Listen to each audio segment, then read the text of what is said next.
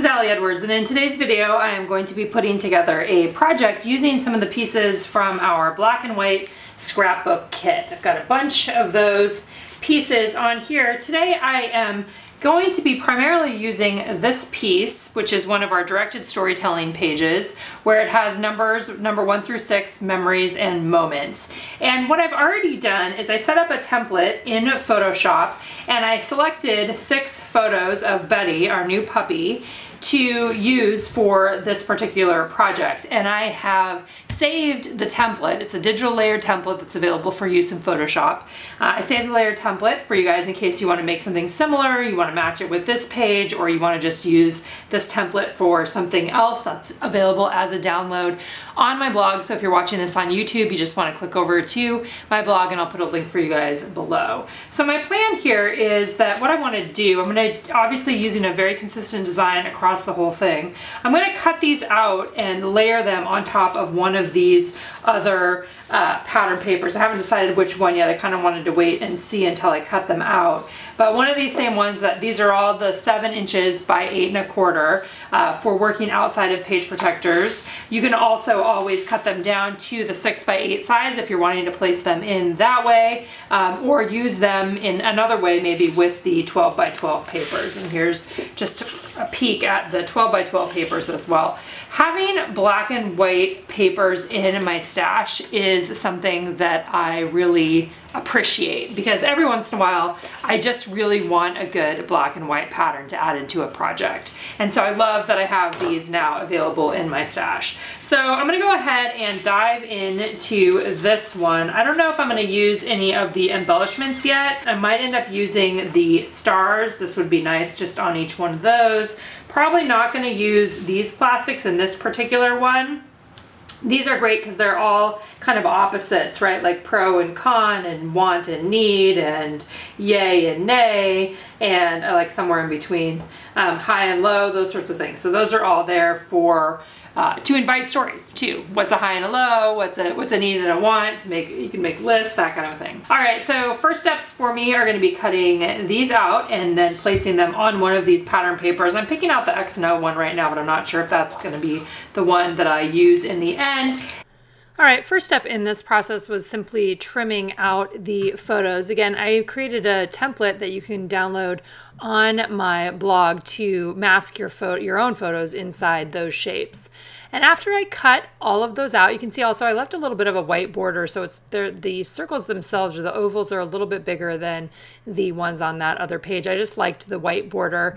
Next, I added some of the chipboard stars onto each of the journaling spots. I'm going to adjust those a little bit, you'll see here.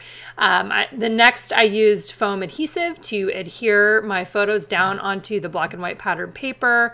I'm not showing you every single step of those because I'm doing the same thing over and over again.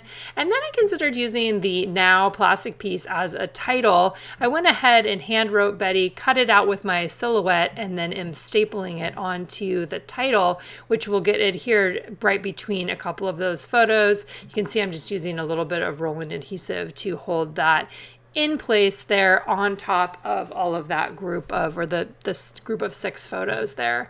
Next, I took some of the chipboard stars and added those onto the photos, a nice bit of repetition from the first page to the second page. I also end up adding on gold numbers from our collection there as well. I had to move a couple of the chipboard stars once I decided that I was going to use the numbers. I like having the numbers on there because the numbers correspond with the numbers on the page with the journaling.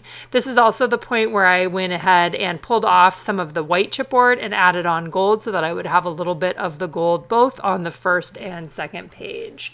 Adding in my journaling, basically what I did is I looked at each photo and then I wrote a little bit about what she was doing or what was happening in each one of those photos. I love the idea of memories and moments, and just simply use that as the jumping off point, talking a little bit about, oh, you met your your cousin Coco, and oh, you went for your first overnight in the camper van, and oh, you get to hang out with your littermate Stroop, stuff like that. That's what I was writing on there, and then underlining each one of those.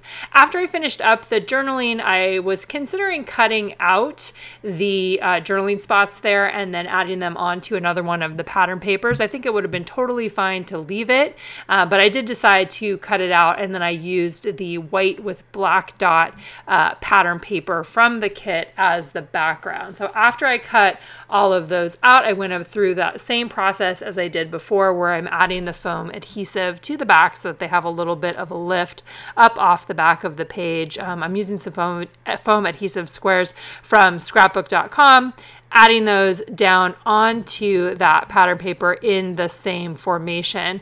When I cut out those oval shapes, I also cut out the date stamp that I had stamped onto that original directed storytelling page, and you'll see where I cut that out.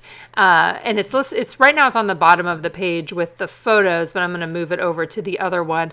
I did a little bit of a corner rounder around the edges of that too, so that it could be kind of have a look like a tab once it gets adhered down onto the page. I really like how this page turned out. I love repetition. I love seeing all of the same shapes across there. With the journaling like this, I absolutely could have intermixed the journaling and the photos. That's something that I've done a lot in the past, so that's something to consider as you may be putting your own page together. As always, let me know if you have any questions in the comments below.